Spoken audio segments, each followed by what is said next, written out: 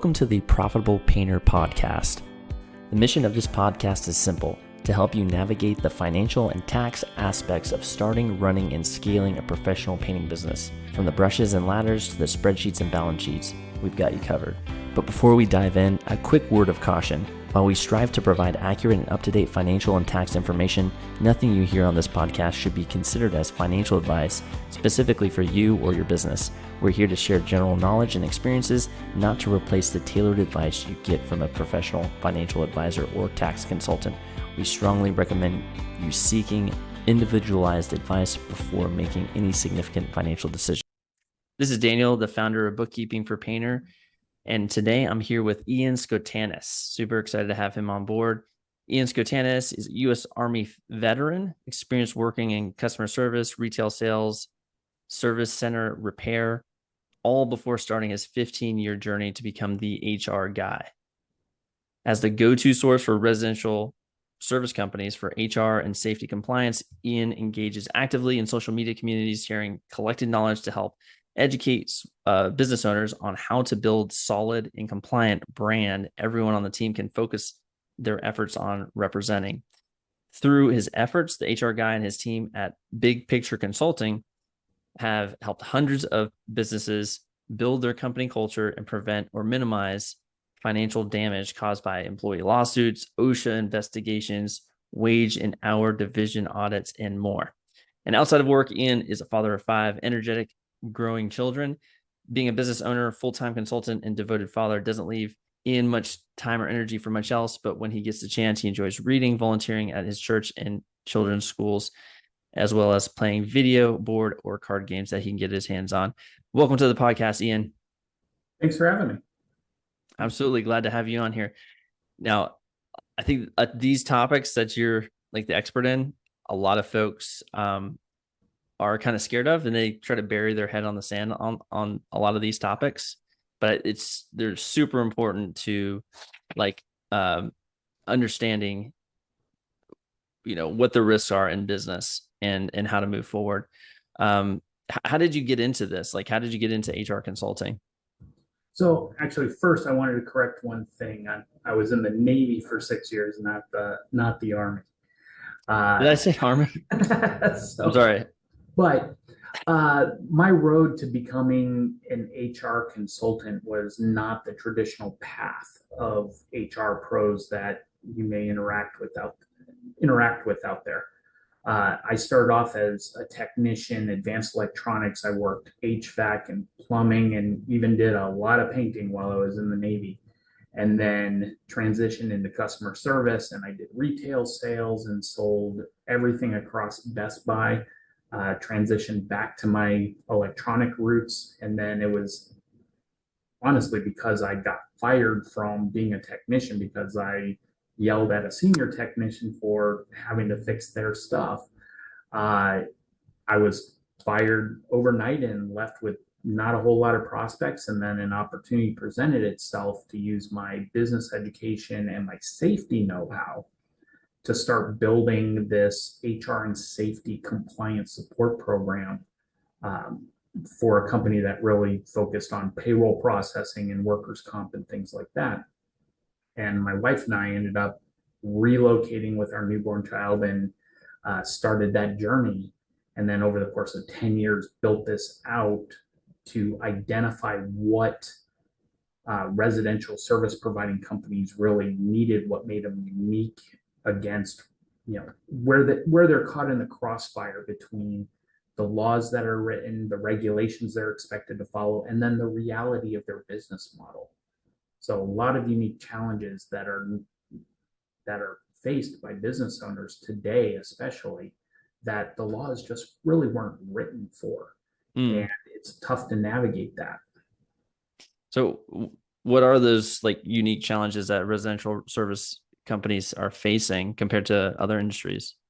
So what residential service providers are doing is they're effectively sending out 1 or 2 man offices out onto the road, accountable really only to themselves, and entering customers' homes to do work.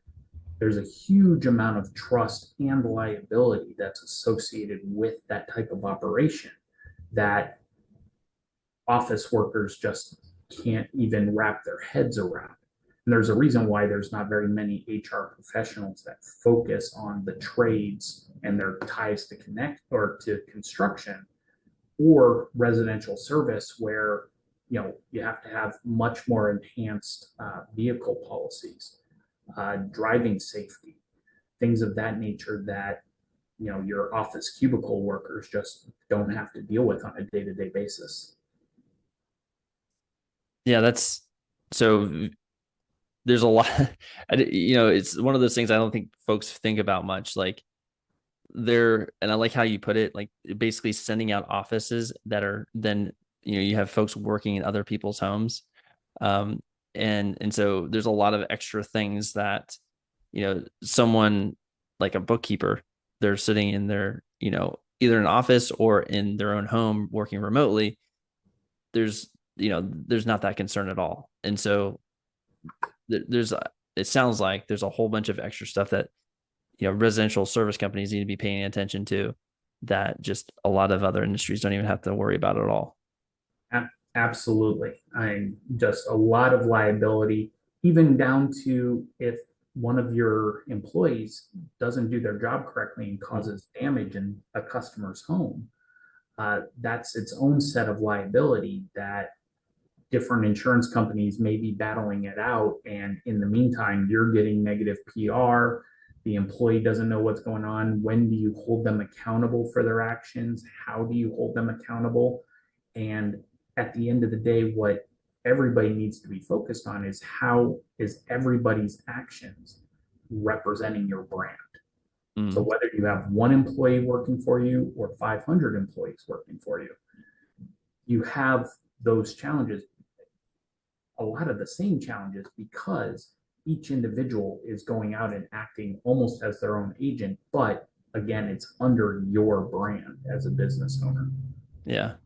What are some common pitfalls that you see residential service industries, committing, or residential service companies committing, and what can they do to avoid them? So one of the biggest things comes down to compensation, proper timekeeping. In different states, they have different rules for what counts as on the clock time versus not. Are you paying your employees hourly rates, or are you doing task pay or commissions? And are you following the laws, again, that were not written with a residential service type of company in mind?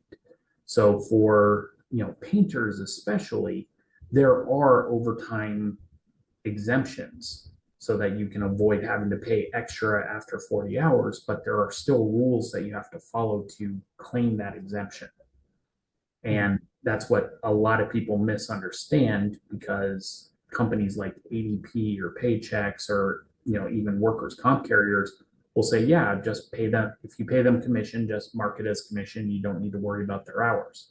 And the Department of Labor will take a completely different view of that and make your life miserable as soon as anybody complains. So my role as an HR consultant is to help prevent that risk, to help make those corrections before anybody makes it a problem. Yeah. So payroll is definitely one of the biggest and easiest mistakes to make, as most companies are trying to find efficient, effective ways to pay people good money, even to represent the brand and deliver the services, but you still have to do it the right way. Yeah. The other complexity that comes in that throws business owners and employees for a loop is communication, working with customers and how you're presenting company information to them, how you're then turning around and relating to each other, the interpersonal dynamics, the human resources. A lot of technicians and a lot of field workers, like I said, are out there by themselves, kind of acting as their own boss. They're only really accountable to themselves unless something goes wrong. Well, they take that attitude, and sometimes it creates a hostile environment between field workers and office staff, or field workers and leadership. And that also disrupts the brand and can cause all sorts of different legal risks when you get into sexual harassment or workplace violence, or just an aggressive atmosphere if things start getting stressed. Not that we've had anything to be stressed about over the last 5 years or so. No, of course not. So, and then the final big thing, especially for the painting community, is OSHA safety requirements around hazardous materials, and making sure you have proper documentation, making sure that the employees have proper training and access to the required information, safety data sheets and organization of that, making sure that they're properly trained on operating their vehicles, that have your nice logo on it and things of that nature, as well as any other hazards they may face, and risk assessment on site. If they're using any sort of scaffolding, there's all sorts of regulations related to that you have to actively train on every year. So are you keeping up with your required safety training rhythm? Do you have core policies? And do your employees have access to the required PPE policy and emergency response? So if something goes wrong, do they know what to do? Yeah. That's a lot of compliance. So so we talked about payroll, paying your folks the correct way, make sure you're not breaking any rules there. Then you got hazmat, making sure you have safety data sheets, disposing of, all these chemicals that we're dealing with properly. Vehicle operations, you have policies in place for your team, and that they're abiding by those policies because they're probably driving, in some cases, company vehicles. And then also making sure you're up on the training and you're abiding by OSHA regulations with using ladders, scaffolding, whatever the case may be. So those are the and the interpersonal. Oh yeah, that's right. I skipped that one. The different types of personalities that you have normally operating in different parts of your company, because and that's really that's the most critical to an HR function, is making sure that everybody is communicating compliantly, correctly, civilly, as well as functionally to support the brand, because everybody's on the same team. So anything that interferes with understanding between the three core sections of any service company, you have field workers, you have office and support staff, and you have leadership. Now, for smaller companies, it may be the leader is also the office staff, or the leader is also the field worker with one office staff, things like that. But as you grow, it gets more and more complex, and more personalities, enter the picture. And, again, today it's hard to get more than a couple people together without some sort of argument breaking out, especially during an election year. Yeah. So I guess for the communication piece, how does HR help with that? Is it like defining roles and duties and roles, and kind of for each position to make sure it's clearly documented on who's doing what? Is that kind of the So there's the obvious cornerstone of interpersonal relationships, and that's having a viable, up-to-date, functional employee handbook.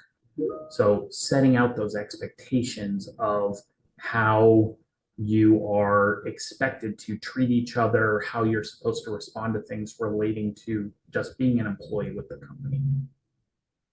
The second level is setting clear expectations and providing the training and tools necessary for what it means to represent the brand. So for field workers, for office staff, there's going to be different sets of expectations, but you have to make sure that they are clearly explained. Now, whether that's detailed job descriptions or SOPs, the bigger you get, the more of those detailed documents and supporting docs that you're going to want. But just having those regular conversations, this is the expectation, this is what I'm seeing, how do we get to where we want to be? And sometimes through this process, employers and managers may find that their expectations weren't reasonable. So you need to be open at the same time. Leadership needs to be open to revisit those expectations and reset them and start the process over again. But the critical piece for any business is making sure you hold people accountable. And doing so, it should not be about nailing somebody to the wall because they did something wrong. It should be a opportunity to improve behaviors and support the brand and provide services to the customer, because that's what everybody who's operating under that brand is there to do, is provide solutions to the customer. Whether you're a painter, an electrician, it doesn't matter. You're in somebody's home, you're representing your employer, the brand, to execute. So making sure that you're doing that, and again, anything that gets in the way of executing that mission has to be addressed. You can't be afraid of losing your best person or tolerating bad behavior, because you get what you tolerate. And that's how cancer develops within a company culture, if you allow bad actions to proceed without people understanding that there is accountability. You're trying to course correct. And at some point, as soon as you don't see any real hope of course correction or improved behaviors, that's where you need to cut ties, because it's much better to cut ties early and let somebody go than to continue accepting bad behavior that goes against your brand. And eventually something bigger will happen, whether it's an incident in front of a customer, a conflict with a coworker, or a lawsuit. Yeah. Yeah. So it sounds like making sure you have an updated employee handbook that clearly outlines the expectations for each position. Because like you said, like making it clear even before you hire somebody what the expectations of that job, that position are. So there's not a mismatch when they come in. They had one thing in their mind on what this job entailed, and then they get there and like it's completely different. That's a good way to lose folks really quick. But yeah, that seems like that's a big piece. And then ongoing training you mentioned to make sure that everyone's representing their brand. And it reminds me of Disney. They have a very strong brand. Everyone has a different opinion. Obviously, they have some connotations to the Disney brand. Maybe they're bad for some folks, maybe they're good for some other folks, but there is some sort of connotation there. They have a strong brand. Whereas, like, if I'm going to see a Disney movie versus like a Paramount Pictures movie, like at least for myself, I don't even know if I can name a Paramount Pictures movie, but Disney has that strong brand. And I know that they have, because I'm in Orlando, so we just went to Disney World. So I'm thinking this is top of mind for me. They like go through training, ridiculous training for all their what they call cast members, folks that work in the park, on how to hug a kid, how to interact with folks, what to say specifically, like using certain words on calling folks certain things. And it's all crazy amount of detail on how everyone's representing the Disney brand in that park. And obviously Disney's been around for 100 years or whatever it is now. And I think there's some lessons to be learned, it sounds like, from all the things that Disney's doing, implementing that into our own businesses so that our folks are representing our brands appropriately. Now, there is a counterbalance to that. And if you are so rigid and if you're so detailed on what you're expecting, again, look at the difference in the business model between Disney, which is everybody on location at each of these locations and they're operating as one entity. Whereas, your client, the painting organization, service providers, they've got that family feel, or they've got that group of people, but they're all scattered, acting independently. Mm-hmm. If you're trying to over control and over dictate how they're speaking and what words they're using and things like that, it can create resentment and people, undermining your brand because they think they know better. Mm-hmm. When you leave individuals to their own devices, are they going to follow the script or are they going to go their own way? And how would you even capture those deviations with until you get a customer complaint?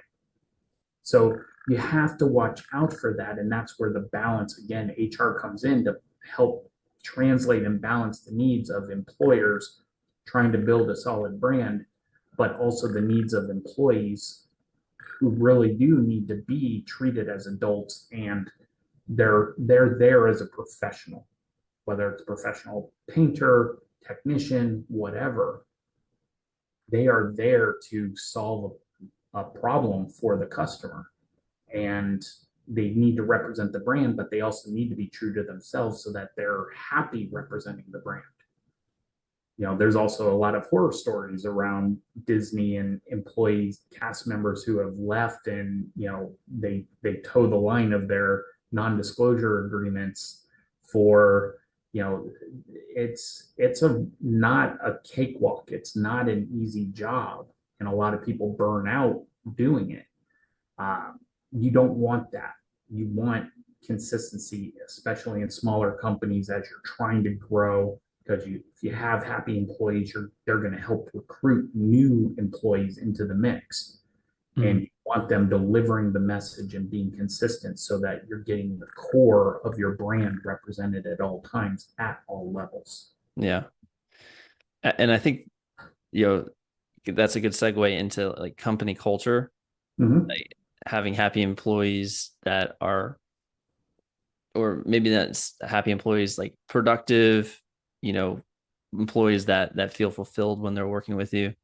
Maybe a better way to describe it. But what are some ways that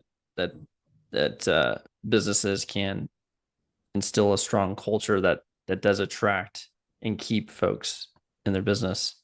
So it all starts with identifying what you want your brand to represent, and then it's easier said than done. But once you have that idea of what type of character you're looking for, what type of mindset you're looking for, then you build your interview process.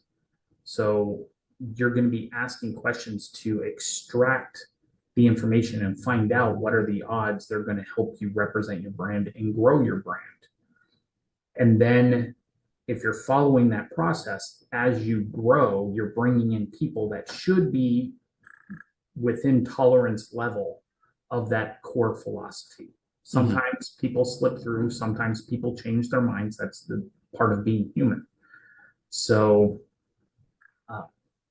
but the biggest thing that employers need to do to drive that positive company culture is ask questions rather than making declarative statements.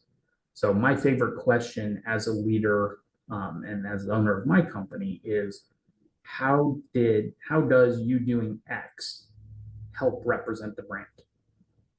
It's a beautiful question that can be used for investigative purposes.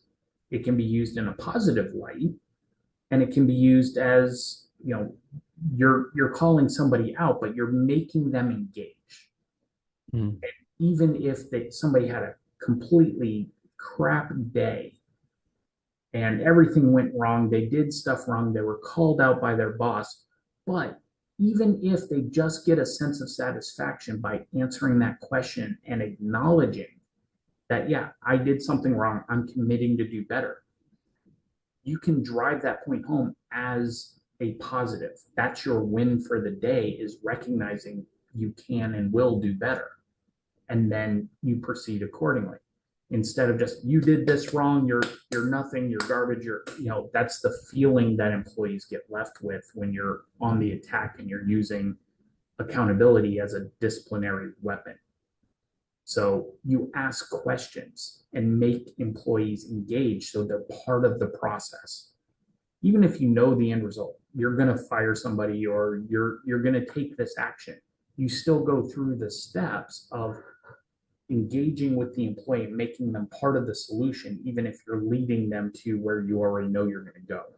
Mm-hmm. But you still also have to be open-minded enough that they could legitimately have a reason why they acted like this. and you give them the benefit of the doubt.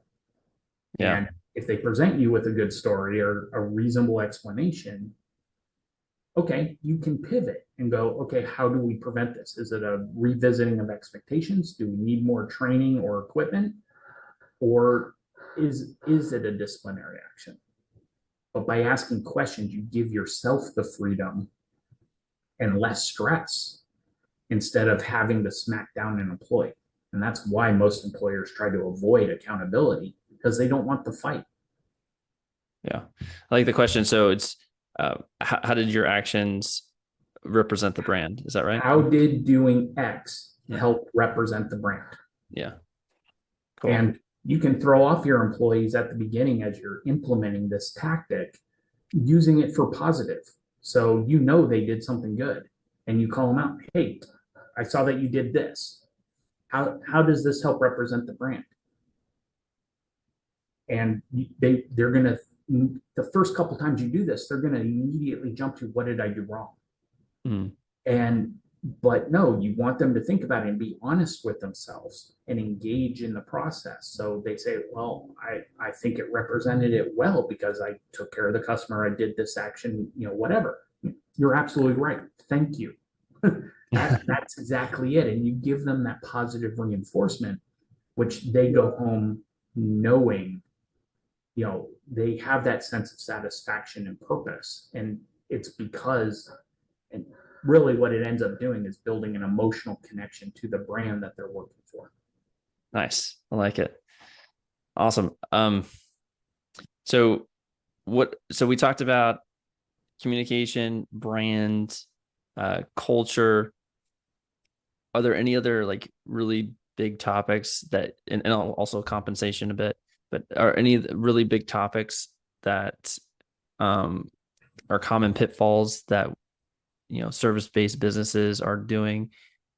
That hiring, yeah, another challenge that a lot of companies face, especially when unemployment is so low and there's not as many job seekers, is hiring people, not necessarily the right people.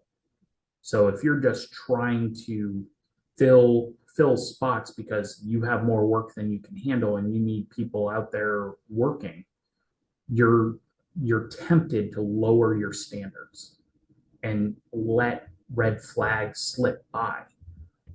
You have to resist that urge. You have to resist, I need a butt in the truck. You can't fall for that, because if you're putting out the wrong people that are not going to represent your brand, you're causing yourselves bigger heartache down the road.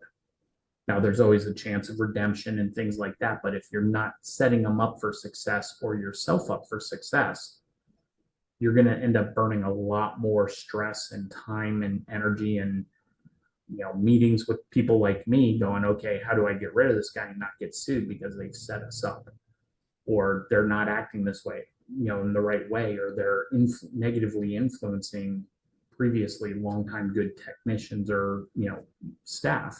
mm-hmm. So you have to make sure you're hiring the right people and be willing to tell customers, we're slammed, we're working to get everybody taken care of, we just need a little bit of time.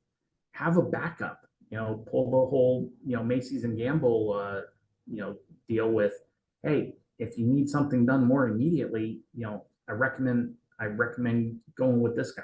We're competitors, but I would rather see you taken care of. And that's building that emotional connection to you, even if it's a short-term loss. You were too busy to take the job anyway. Mm-hmm. So you got to think about these things rather than just pushing out work to push out work with the wrong people. Yeah. And from my experience, hiring the wrong person is hugely expensive. So oh yeah, I mean, that should be a motivator right there. Like hiring the wrong person, they're in the slot for like 6 months. You train them for 3, and then they did a horrible job for the next 3, and then you fire them and you have to start all over again. And I'm an HR expert, and we've fallen into that trap ourselves. It's very easy to say, okay, well, we really like this about them, but these are the red flags, but we can work with that. And you have to be true to yourself. And that's, it's so difficult to do. And that's why partnering with an impartial third party, to have a sounding board, whether that's a coach, a mentor, an HR guy, whatever your resource is that you're going to reach out to get that impartial advice. You, just like what you have to do when you're dealing with your employees, you have to trust and accept that they are looking out for your best interests when they give you advice, especially if they're giving you advice that you're not necessarily liking. Mm-hmm.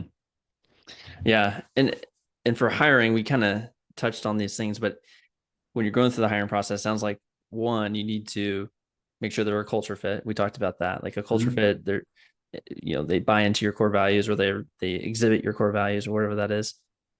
Number two, you need to go through the expectations, which we talked about, that what they think of the job is and what you think the job is are the same.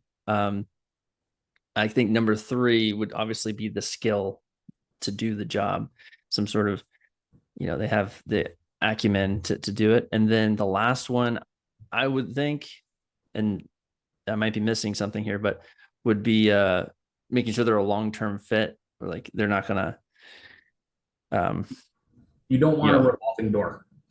Right. They're there for the couple months that's convenient for them, and then they're gonna go be an astronaut or whatever.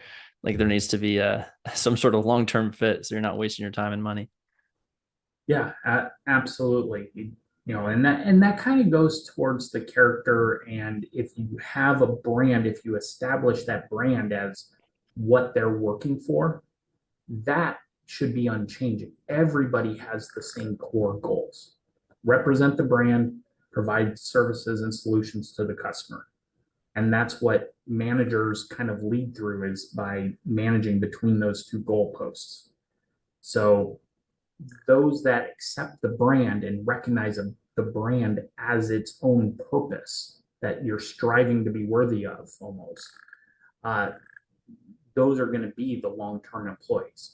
If somebody's only interested in their paycheck and they're harping, nonstop about this, that, or the other, and they're just thorns in the paw, you got to deal with it sooner rather than later, because you can't pay those people enough ever, and eventually they're going to find something that they can hold against you, and that's where lawyers and government get involved. And that's where I'm out of ability for me to help. Yeah. Once lawyers get involved, I have to take a back seat, and it's like, okay, we're hanging on for the ride now. Let's see what happens. Yeah. I guess if someone's listening right now and they're like, and I have some folks, or I have this one person that just like they're checking all the boxes of this person doesn't need to be here anymore. What can they do to try to get that person out of the door without getting sued? I guess, like, what do they start doing to get them moving towards exit without like breaking any rules? Well, the great thing about operating a business in the US is that 49 out of 50 states are what's called at-will employment. You don't need to have a direct cause why you're letting somebody go. You don't have to go into details that, such and such gives office staff the heebie-jeebies. It's something that's not definable. It's something that, if you actually said that, could lead to discrimination, complaints and things like that. So you need to understand that, having a good reason to let somebody go is not the same as a for cause reason. If you're going to let somebody go at will, you just need a general reason: not meeting performance expectations, failure to communicate or follow safety policies, some general topic that you can tie it to. You can legitimately just say, you know what, your services are no longer required, bye. The risk of that is, if you don't give them any reason at all, they're likely to fill in the blank themselves. And if there's any sort of aggrieved status that could be claimed, whether it's race, gender, political, religion, anything along those lines, that they can fill in the blank themselves, whether it's based in reality or not, If you didn't give them a reason, their reason instantly gains credibility. So letting somebody go, give them some sort of reason and document it. So at will separation for failure to meet performance expectations is my number one go-to that I fill out on most separation notices. At will just means you can go get unemployment, go file for benefits, whatever. I'm not getting in your way. If they violated direct company policy, if they're always late, if they're not showing up, they're requesting time off and not giving you a chance to get it scheduled. So yeah, I need vacation tomorrow and Thursday, or Thursday, Friday, or whatever. And you're like, okay, you're telling me you're not requesting anything. Mm-hmm. So that's if you have an employee handbook, those are violation of policy that you can legitimately go, this just isn't worth our bother to put up with anymore. So this is why we're moving you out. But you have a reason. Yeah. Bottom line, have a reason. And you said 49 out of 50 states. What's the one state that is not? Funny enough, it's Montana. Everybody assumes it's California. Yeah, that was my guess. California is definitely above and beyond on most things, but Montana is the one that has employment contracts. And then Oregon is the one state that does not allow employees to legally determine whether or not they want to take lunch. Everywhere else in the country, even if the state requires an employer to give access to a meal break, everywhere else, employees are legally allowed to say, you know what, I'm an adult. I just don't want to stop working and take lunch. Mm-hmm. In Oregon, they're violating the law. And you as the employer have to force them to follow the law, or ultimately you have to fire them because they refuse to follow the law, putting the company and the brand at risk. That's crazy. Yeah, it's absolutely nuts. So that's what makes me different as an HR professional than most others that you'll ever interact with. Because I understand this from the employer standpoint. I'm not just automatically on the employee side or the employer side. I'm there to protect the brand. And those that do work with me, that's what they know they're getting whenever I give advice. And that gives me the freedom to not always toe the social line or that, because service companies' businesses are different. You have different personalities that want to go into other people's homes to do professional work. You have to account for that in your policies, and you have to account for that when you're reacting to situations. So if you follow the typical HR lines, you're never going to be able to operate or properly manage a team of individually minded people like what most service providers end up employing and hiring. Mm-hmm. Yeah, that makes sense. Cool. Well, how can folks reach out to you? Well, first of all, how can you help folks? And then how can folks get a hold of you? So what my firm does, The Big Picture Consulting, and you can find us at thebigpictureconsulting.com. Or you can look me up on Facebook under h.r.guy. What we do is we provide a support structure at a very low cost for giving foundational support, like writing a custom employee handbook, full safety program compliant with OSHA, safety training information based on individual hazards for you. Everything we do is customized per state, per company, and desired business strategy. And then on-call support. So my employee just did this ridiculous thing. How do I respond? I heard about this new law. What am I supposed to do? How is this going to impact? Do I have any options in XYZ situation? Always call, email, that sort of thing. We give you that instant peace of mind. We also offer additional services for as you grow. If you're looking at unique compensation plans, we help design, develop, implement, make sure everything is compliant with overtime laws. And then we can even run payroll, set up companies with payroll processing and employee file management. We work with HRIS platforms that also do payroll. So we can help with recruiting and onboarding tasks that normally require somebody in-house. We can take a lot of that load off. So for those companies that are too small to hire a dedicated HR professional, we can fill that role for smaller. And then once you do have an in-house HR professional, we're still a valuable added resource. So really, whatever your unique company needs are, but at the core of it is we want to help you build your brand, understand your brand, and then manage your team around that concept to keep you out of court. We want to minimize the odds that you have to deal with the government or lawyers. Yes. Awesome. Yeah, this is excellent. So yeah, if you need some HR help, Ian's your guy.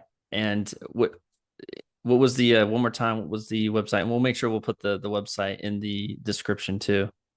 TheBigPictureConsulting.com. Okay. Unfortunately, all the shorter versions are very expensive to nail down. All right. Awesome. TheBigPictureConsulting.com. And we'll put that in the show notes as well. I appreciate your time. You've been super generous, Ian. Is there any last words of advice for painting businesses? When in doubt, ask somebody. Do not react to emotional situations. Step back and take the time that you need to respond properly. Excellent. All right. Awesome. Well, I appreciate your time, Ian. And with the listeners, we'll talk to you next week.